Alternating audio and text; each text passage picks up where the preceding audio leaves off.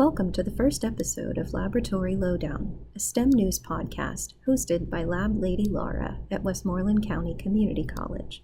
Each episode, I will be discussing or reading a news article about some topic in STEM that seems interesting enough to bring up at your next cocktail party if you go to such things, which I don't.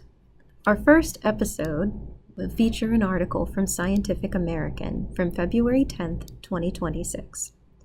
It's called Rules of Mysterious Ancient Roman Board Game Decoded by AI. A Roman stone board game has been unplayable since its discovery more than a century ago, but AI might just have worked out the rules. Written by Jackie Flynn Morganson.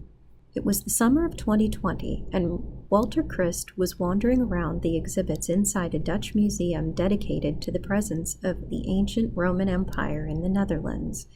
As a scientist who studies ancient board games, one exhibit stuck out to Christ, a stone game board dating to the late Roman Empire.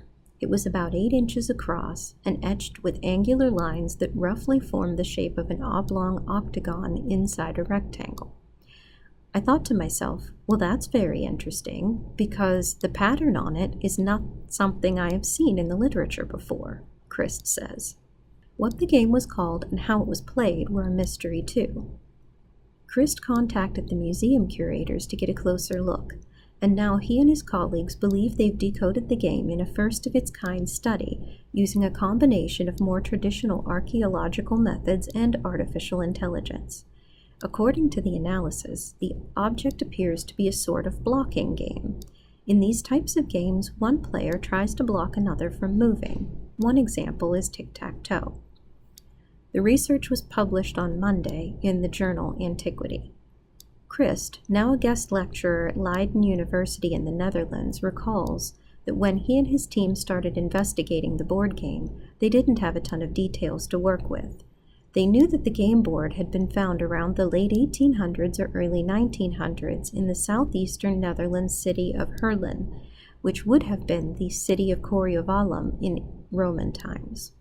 The board was made out of limestone that was imported from France, and the game was likely played casually and may not have been particularly notable, in part because there is no known documentation of it in the written texts of the time. To decipher the rules, Christ's team programmed 2 AI agents to play the game over and over again using more than 100 different sets of rules taken from other known European games, both ancient and modern.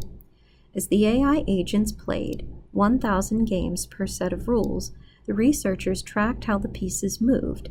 They then compared the moves with the levels of wear on areas of the board, tracing which gameplay seemed to replicate the grooves on the stone.